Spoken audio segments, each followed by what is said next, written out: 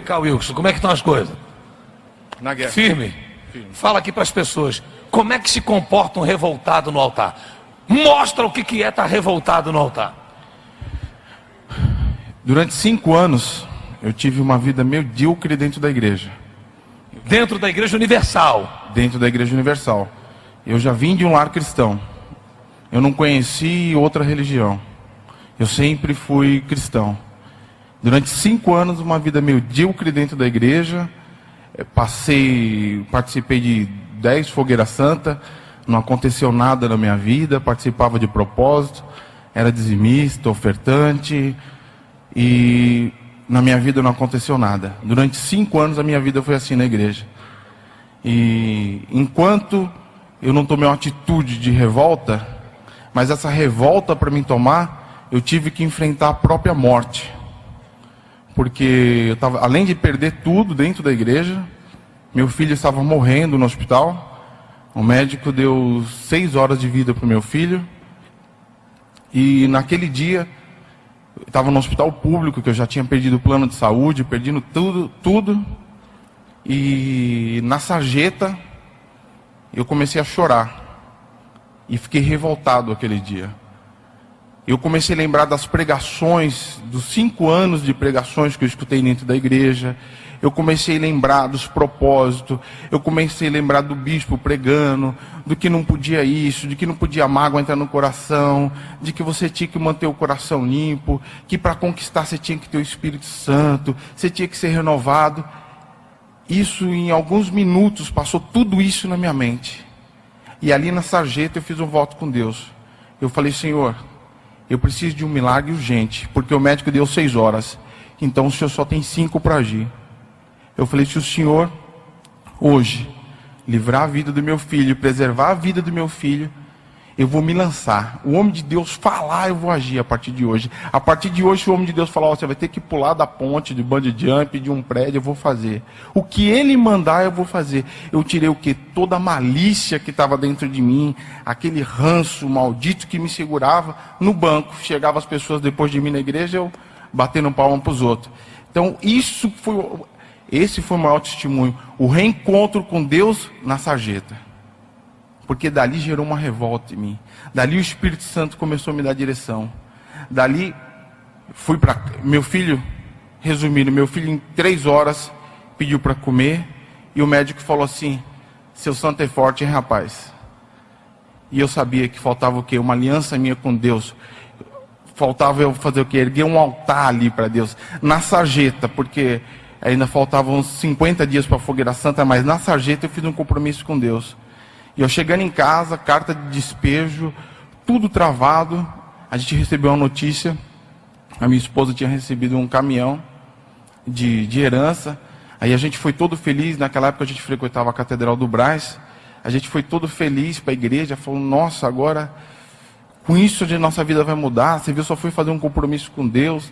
Aí o bispo pegou aquele dia e falou: olha, naquela época... o bispo, hoje não mais, né? Mas naquela época falava: eu vou estipular um valor. Hoje só vai participar da fogueira santa quem for dar tudo. Amanhã eu vou dar outro envelope, hoje é só para quem vai dar tudo.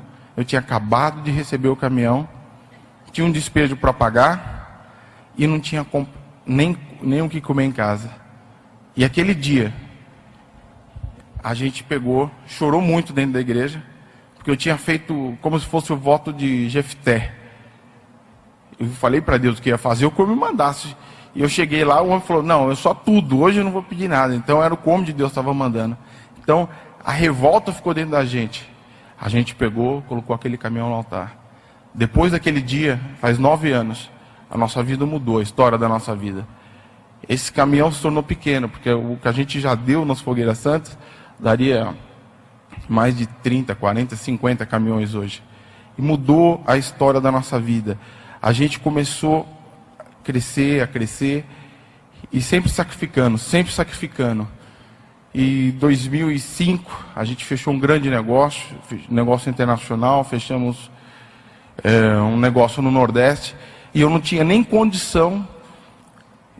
eu ganhava 3, 4, 5 mil por mês, mas eu queria coisa grande. E a igreja, o pastor sempre pregando, e fulano ganha milhões, o outro ganha milhões. Eu falava, meu Deus, como eles conseguem ganhar milhões? Mas eu ganho tão pouco, 5 mil, 10 mil que eu consigo tirar no mês, para fazer milhões disso, não dá. O senhor tem que fazer alguma coisa grande, o senhor tem que me dar uma direção. E tinha uma grande empresa vendendo no Ceará, e eu escutei rumores de um possível comprador dessa empresa, e eu peguei um avião, fui para o Ceará, e a empresa valia na época 2 milhões de dólares. Sentei com o dono da empresa, falei, eu estou comprando a sua empresa, eu só tinha 50 mil na minha conta.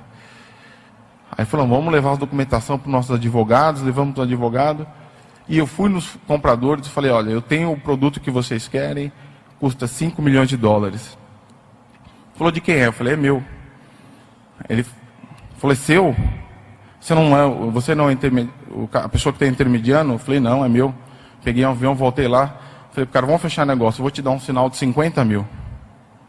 Aí eu fechei o negócio com 50 mil reais apenas e ganhei 3 milhões de dólares.